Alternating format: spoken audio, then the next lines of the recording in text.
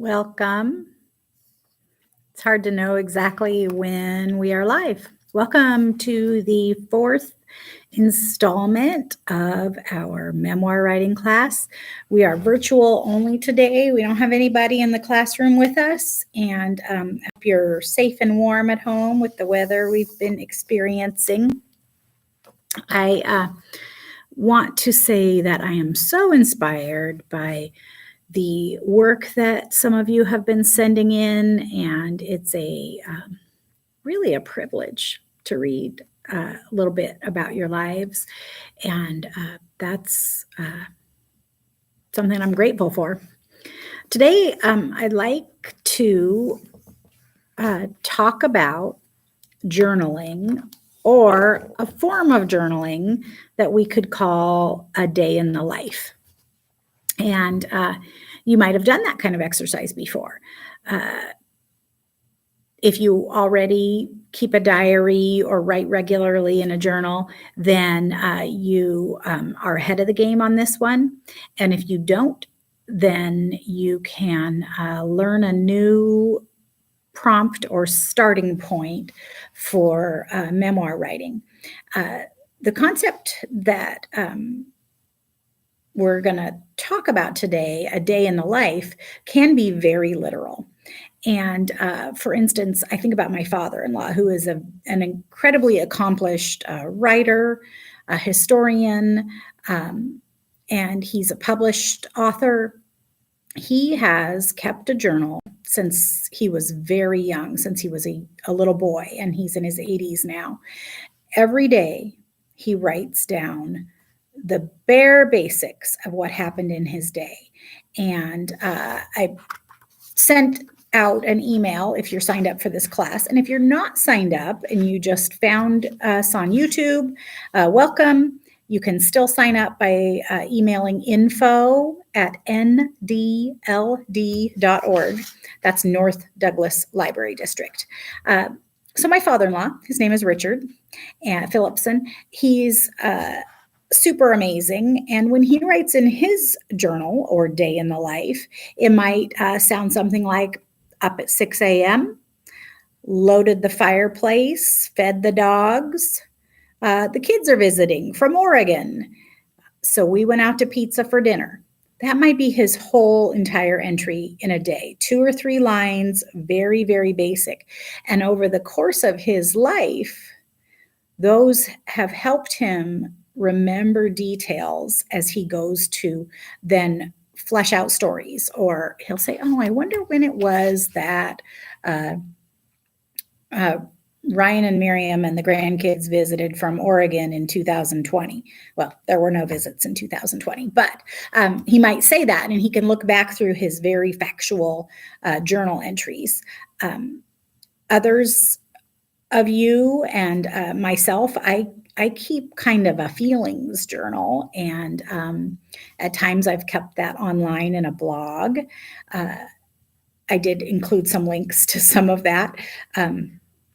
But when I read about days in my journal, I have different kinds of memories than just, in general, I don't write down the details of my day in that same way that I mentioned my father-in-law does. I would write down the sky was an incredible color, and it inspired us all to get out our watercolors and worked on that for a while. It's more of a reflection. It's still super powerful. The exercise that I'm proposing you start with is somewhere in between those two types of things, to write about a very literal day in the life. How do you spend your day right now?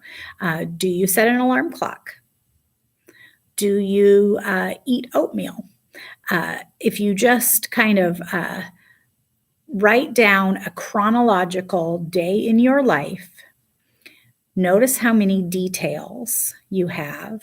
Notice you can definitely include how events in that day made you feel. You don't have to, but it helps.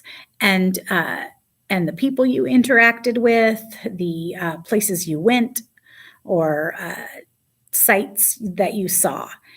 This exercise, the more detailed you can be, the better. The more active you can make your writing, the better. Because that kind of detail is what you're looking for when you write a memoir.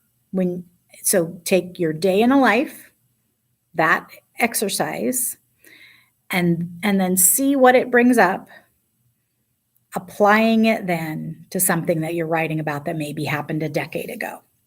I might read aloud to us all. I have a few books for us today. Of course, the great Maya Angelou, Wouldn't Take Nothing for My Journey Now. One of my favorite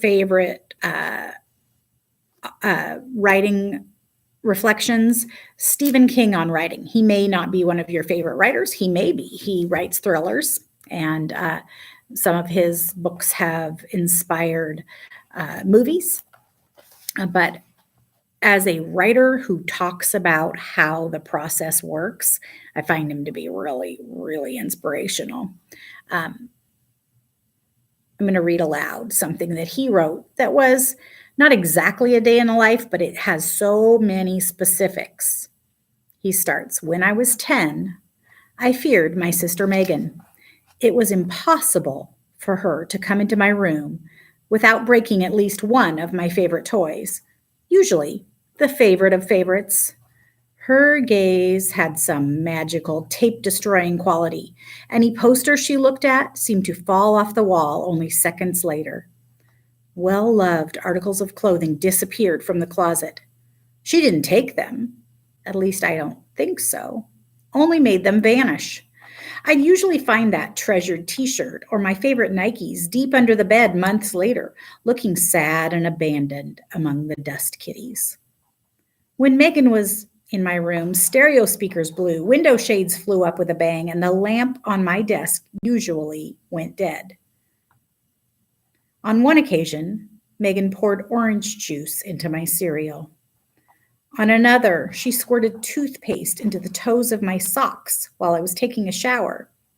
And although she never admitted it, I am positive that whenever I fell asleep on the couch during halftime of the Sunday afternoon pro football games, she rubbed boogers in my hair.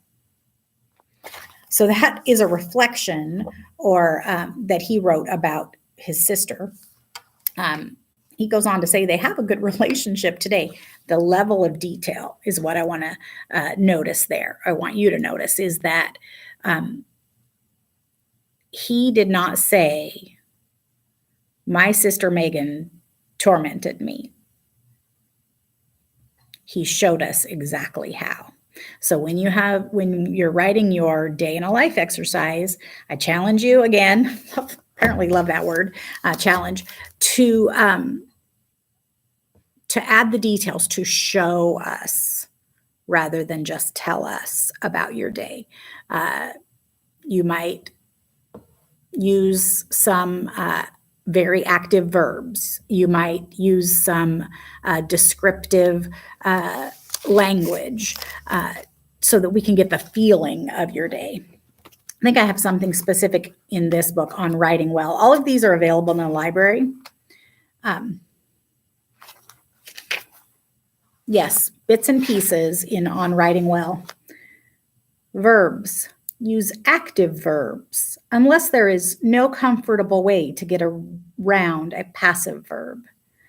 The difference between an active verb style and a passive verb style in clarity and vigor is the difference between life and death for a writer. Wow, that's pretty dramatic, but that's true. So be as active and present when you're writing about your day in the life. And again, this is going to lead you to having a better ability to write about days in the past or feelings or events in the past. And I look forward to seeing your submissions if you want to share. info@ndld.org is the email address. Thanks for joining us today. It's a really short class, and I appreciate your writing. I appreciate your memories. Have a good day.